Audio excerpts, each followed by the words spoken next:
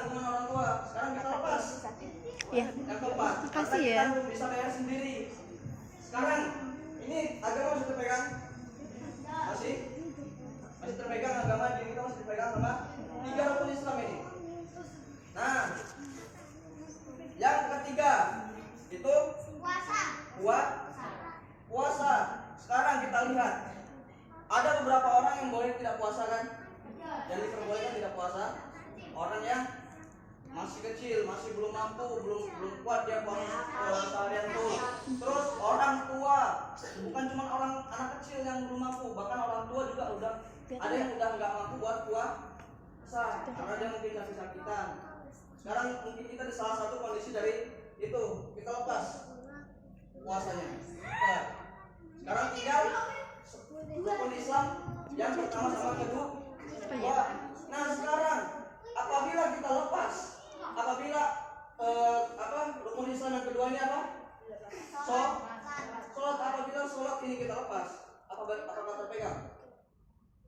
Apakah terpegang? Ya.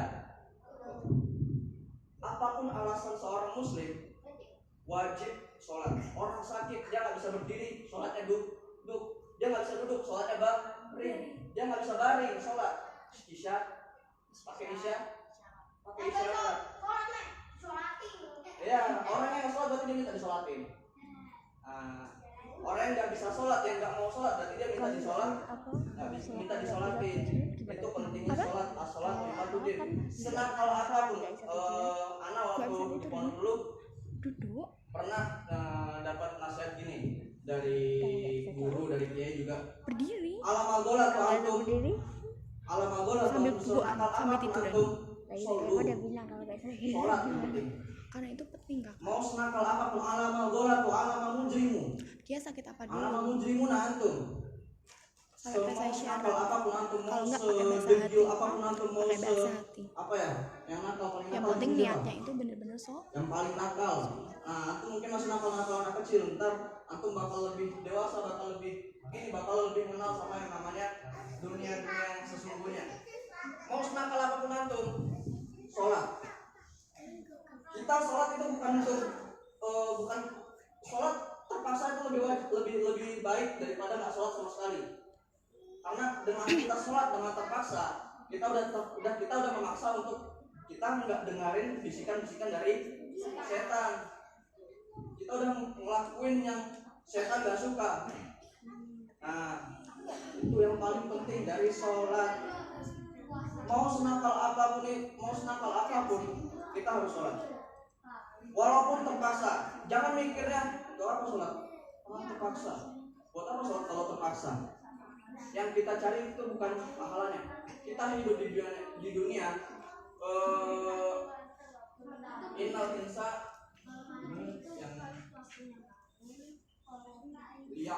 kita hidup di dunia itu untuk beribadah kepada Allah.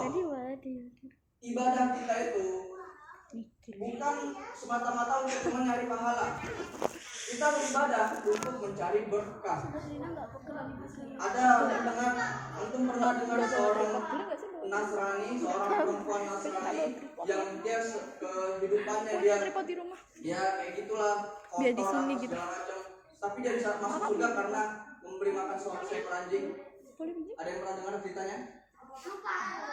Yang dia bisa masuk surga gara-gara memberi makan seekor anjing, padahal dia seorang Nasrani, seorang yang kotor, seorang yang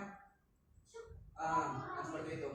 Tapi dia bisa masuk surga karena memberi makan seekor anjing. Itu bukan karena ibadahnya yang banyak, bukan karena kita mau dari kecil sampai besar full ibadah, full sama namanya menyembah Allah, sama namanya sholat. Tapi kalau nggak berkah ibadah kita nggak dapat ridho dari Allah dari ibadah itu, sia-sia. Jadi sebab perbanyak ibadah buat mencari berkah, perbanyak ibadah buat mencari ridho dari Allah, bukan buat nyari pahalanya. Bukan buat nyari pahalanya, tapi buat nyari ridhonya, ridho dari Allah. Itu ada yang namanya ridho di sini. Karena punya banyak teman namanya ridho. Jadi di situ. Nah, untuk sore hari ini, insya Allah tadi udah singkat tentang gimana betapa pentingnya sholat. Oh, jadi yang satu poin yang paling aneh ingat dari dulu atau dari pondok, mau senakal apapun sholat. Yang paling aneh ingat dari dulu, dari waktu anak pondok, dari sebelum anak pondok ya, emang kadang masih bolong-bolong sholatnya. Karena mudah-mudahan antum enggak ya. Kan setelah ada anak pondok, anda kata-kata itu mau senakal apapun sholat. Karena yang kita cari itu bukan pahalanya, yang kita cari bukan karena kita berapa kita terpaksa untuk sholat, tapi yang kita cari itu ridho dari Allah. Paham ya? Paham? Selanjutnya untuk pagi hari sore hari ini kita akan sedikit mentransferkan bukan ilmu ya. Apa yang udah anda dapat dari Kiai anak waktu anda masih mondok dulu, cara sholat kayak seperti Rasulullah SAW. Kalau Rasulullah SAW, solu kama ra'aitumuni antu sholli. Solu kama ra'aitumuni antu sholli. Sholatlah kalian sebagaimana melihat aku sholat. Ada hadis sebelumnya mengatakan solu kama sholli. Sholatlah sebagaimana aku sholat. Tapi hadis itu didoaifkan, dilemahkan. Muncul hadis baru yang menutupi kelemahan hadis itu. Solu kama ra'aitumuni antu sholli. Sholatlah seperti bagaimana aku sholat. Nah, insya Allah anak dapat ilmu praktek sholat dari pondok dulu dan turun temurunnya, langsung dari kiai dan langsung dari pimpinan anak juga itu udah ya Hasan Abdullah Sahal itu udah ya nggak bisa diinin lah. Mungkin yang saudara tahu lah gimana Kiai Haji Hasan Abdullah Sahal. Dan itu bukan sekali anak dengar. Anak kemarin waktu di Jambi juga dengar bukan dengar, anak juga melihat praktek sholat dari seorang ustadz juga yang dia berbeda dari bukan dari Gontor, bukan dari pondok anak, tapi dia punya dari pondoknya sendiri. Tapi insya Allah sama. Jadi ini bukan semata-mata dari satu orang yang anak lihat, tapi insya Allah anak udah hilang. Nah, nabda bil basmalah. Kalau nabda bil basmalah itu berarti antum bilangnya Bismillahirrahmanirrahim. Nabda bil basmalah. Bismillahirrahmanirrahim. Nabda bil basmalah. Bismillahirrahmanirrahim. Semangat. Nabda bil basmalah. Bismillahirrahmanirrahim. Nabda bil basmalah. Rukun sholat yang pertama apa? Rukun sholat yang pertama. Rukun sholat sama kayak tadi yang bilang. Berarti dia wajib dilakukan setiap kali sholat. Rukun sholat yang pertama niat. Orang yang gak niat buat sholat, nah itu baliknya tadi. Niat kita bisa cuma sekedar lewat mulut, lewat lapar, nggak perlu niat dari hati. Ada bantuan ya? Niat dari lapar dulu, lama-lama baru dari kita sholat Tolong, tanpa dulu, karena mulut dulu kita niatnya baru. Lama kelamaan kita bakal terbiasa namanya sholat, itu bakal nyangkut di hati kita, nyangkut di domain kita. Niat sholat subuh yang masih ingat, yang tahu. Usalli fardhu Apa nama itu? Usalli. Apa nama itu? Usolli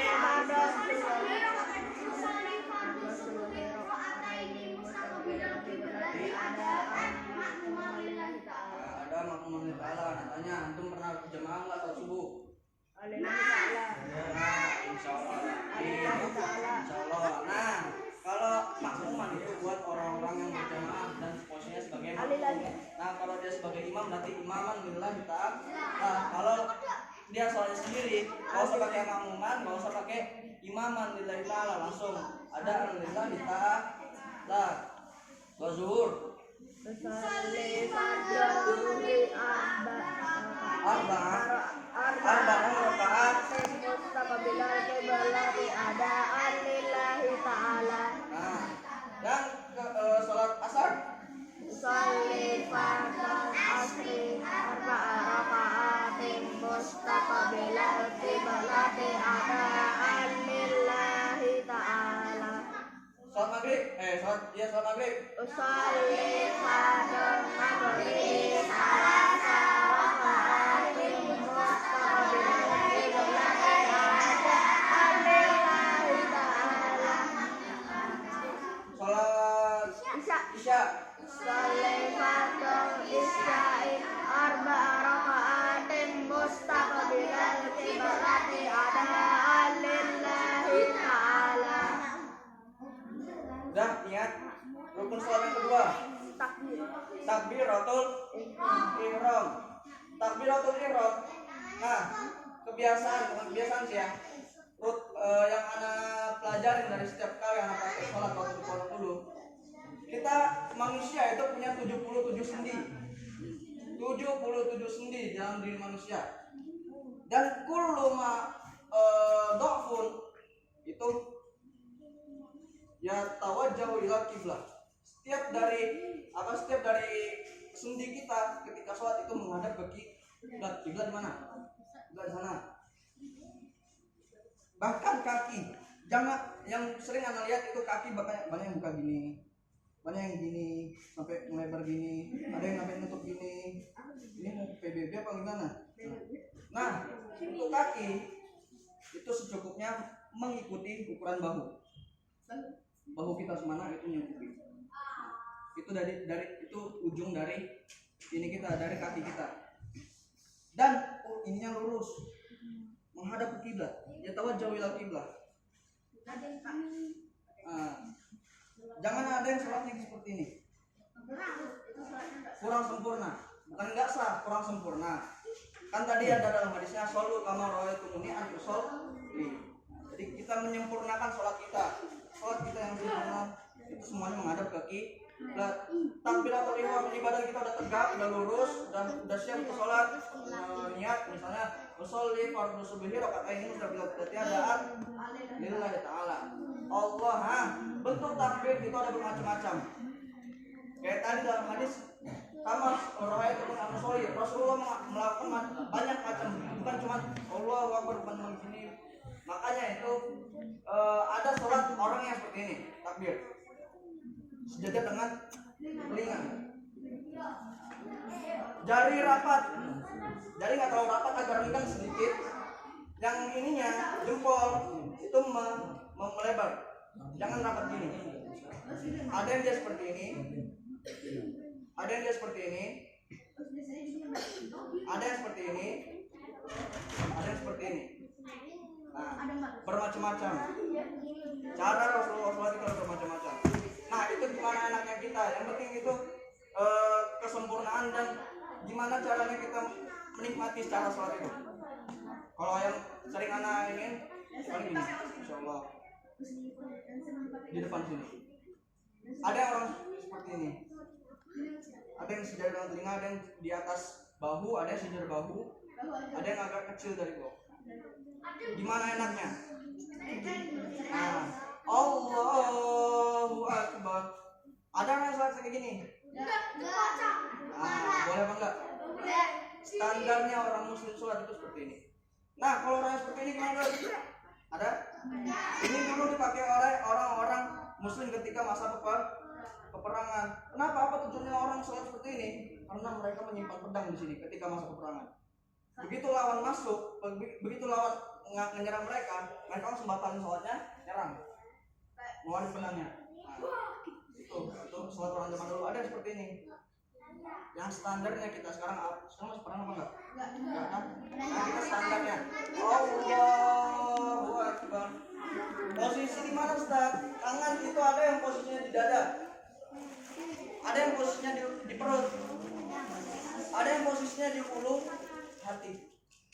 Ulu hati kalau misalnya antum yang ini dipukul serbungnya, tuh biasanya ulu hatinya. Apa nanti ini ya? Ulu hati. Ada yang Abdul ya. Karena kita masih muda, masih sempurna, insyaallah. Insyaallah kita sempurna. Tetap ada ulu hati. Antara perut dengan dada kita. Ini ada nilai dalam batinnya, dalam apa? Dalam setengah lima. Spiritualnya ada penilaian sendiri. Udah takbiratul ihram rukun salat yang selanjutnya apa? Baru setengah jam. Rukun yang selanjutnya setelah Kan takbiratul setengah ihram, 5. Tadi kan masuknya jam 4. doa iftitah itu bukan rukun salat. rukun sholat itu kan, tapi Lama ya usia.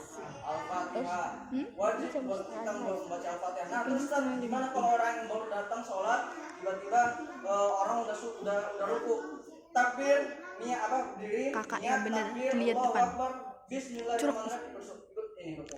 Kakak Cukup dengan membaca Bismillahirrahmanirrahim. kabin. Jadi jangan semata-mata takbir udah yang lain udah pada ruku nih, Allahu Akbar langsung enggak. Kita minimal baca Bismillah dulu. Allahu Akbar. Bismillahirrahmanirrahim. Masuk. Gak perlu kita membaca dari Al-Fatihah dan Al-Fatihah lengkap. Cukup dari Apa sih kalian? Dari ini aja, dari Bismillah aja udah cukup. Terus langsung ikut. Nah kalau misalnya kita dari awal, kita ikut apa? Kita ikut sholat dari awal. Kapan kita baca Al-Fatihahnya? Padahal ada imam. Nah, padahal ada imam yang baca Al-Fatihah. Kita kapan baca Al-Fatihahnya, Ustaz? Ketika imam membaca surat-surat pendek, kita membaca Al-Fatihah. Betul, betul kan? Ini tahu kan? Imam membaca Al-Fatihah, kita dengerin, kita mendengar. Amin. Habis itu imam baca surat-surat pendek, kita baca Al-Fatihah dalam hati. Jangan bisa disampai. Alhamdulillah baru. Misalnya kita udah Kalau selesai asal itu buat baca surat-surat pendek, kita balapan itu lintasan. Kalau jalanan itu buat berjalan. imam baca surat itu. Lintasan mobil balap, Selanjutnya, lintasan motor balap rukun kayak gitu sholat juga. selanjutnya setelah Al-Fatihah apa? Enggak. Surat pendek itu enggak masuk ke rukun. Langsung rukun. Setelah surat Al-Fatihah, rukun surat Al-Fatihah adalah rukun. Nah, Ustaz, rukun yang benar itu gimana sih? Ada Oh iya, iya. Kakinya kakak diem. ya macam-macam, ada yang tangannya di sini, ada yang tangannya di sini. Nah, sekarang rukuk yang benar, saya Allahu Akbar, tangan di lutut lurus madep ke bawah, jangan ada yang gini, jangan ada yang gini. Kesempurnaan sholat lurus seperti ini di lutut. Bahu, bukan bahu, punggung ketika makanya Rasulullah mengatakan in doa kuban alaihi layaskut, in doa kuban alaihi layaskut. Apabila diletakkan di gelas atau air di atasnya nggak akan jatuh.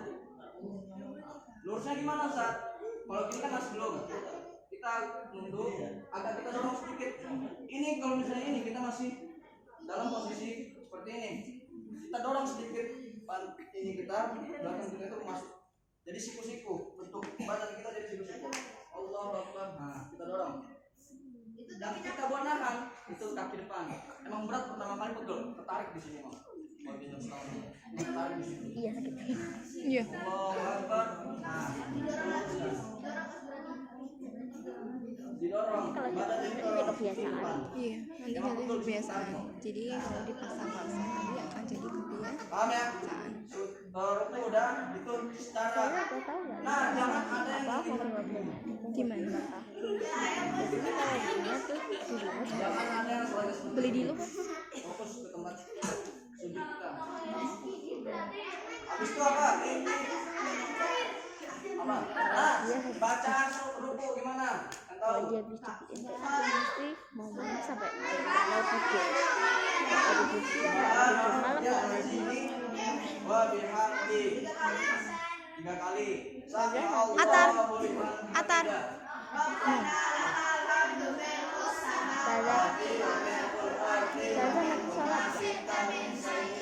Sholat maghrib. Tidak ada biasa gini. Tapi yang biasanya sering anak lihat itu orang ada yang tidak lihat sami Allahu liman hamidah. Aku ke sana ya.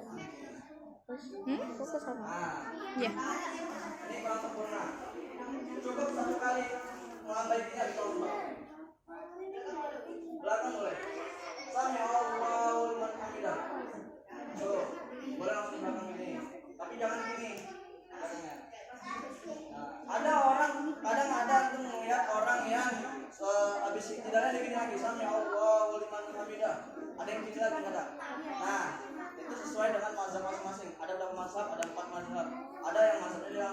sholat tidak begini. Yang Allah menghamidah sama sendirian. Cuman sekarang yang umum di Indonesia itu sami Allah liman hamidah lambai sekali ke depan atau ke belakang, nggak apa-apa. Jangan sampai berlebihan gini-gini. Jadi sekali aja, langsung taruh.